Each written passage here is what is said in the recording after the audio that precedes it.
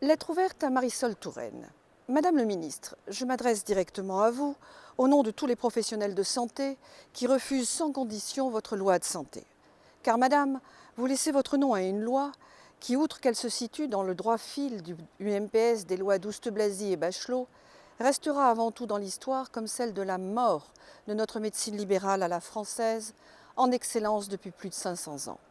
En bonne technocrate, sourire crispé aux lèvres, vous balayez tout sur votre passage avec le même cynisme et la même froideur que votre collègue Taubira en matière de justice et sécurité. Mais vous y rajoutez la schizophrénie de vos décisions. En effet, en même temps, vous combattez le tabac, mais vous autorisez les salles de shoot. L'exemple péjoratif de la Suisse et des pays nordiques ne vous atteint pas. Vous préférez sans doute un cerveau lésé chez un enfant de drogué à un poumon de fumeur. Dans le même temps, vous attirez sur notre sol nombre d'illégaux par des avantages sans limite, et cela sans cotisation ni franchise, mais au prix d'une incroyable surconsommation de soins non urgents, et vous paupérisez les professionnels de santé qui, eux, s'ils ne sont pas à jour de cotisation, malgré 60 heures de travail par semaine, n'ont plus de couverture sociale. Mais il vous faut un peu plus d'une centaine de soignants en dépression pour vous interpeller. Dans le même temps, où la régionalisation de la santé en Espagne et en Italie se solde par un dramatique échec, vous renforcez le pouvoir des ARS. Ce faisant, vous porterez clairement la responsabilité de la mort de la solidarité nationale, en affaiblissant le pouvoir de l'État en matière de sécurité sociale. Dans le même temps, où près de 9000 de nos concitoyens sont morts de la grippe cet hiver, pour certains sur des brancards des urgences, après de longues heures d'attente, vous sabrez dans l'enveloppe des hôpitaux et des cliniques, les mettant en pré-faillite.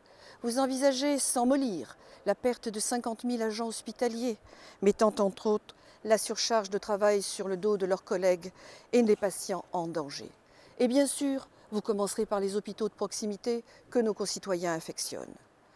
Dans le même temps, où les paiements de puces différés par cybermonétique permettent toutes les innovations, vous poussez la mauvaise foi jusqu'à invoquer des problèmes de règlement pour les plus fragiles, comme si on était encore en 1950. Madame, la généralisation du tiers payant est une régression gravissime de notre système, brisant le lien entre le patient et son soignant, donc la confiance et surtout le respect fondamental dans ce type de relations humaines. Et c'est surtout la mainmise à bas coût de gestionnaires du système sur des professionnels multidiplômés et dévoués. Alors oui, Madame le Ministre, il faut moderniser notre système de santé et accompagner la mutation technologique du XXIe siècle, mais toujours pour nos concitoyens et non pour des gestionnaires qui n'envisagent que le profit. Ces gestionnaires qui impriment leur marque à Bruxelles, qui se chargent à son tour, via les États membres, de casser les individualités libres et autonomes. Socialisantes dans les propos, ultralibérales dans la réalité, cela est bien de la schizophrénie. Sachez donc, Madame le Ministre, que vous y serez pour beaucoup dans la défaite annoncée de votre camp, ce qui permettra à Marine Le Pen d'abolir immédiatement votre loi pour redonner à notre système de santé la place et la liberté qui lui sont dues. Veuillez croire, Madame le Ministre, à ma considération distinguée.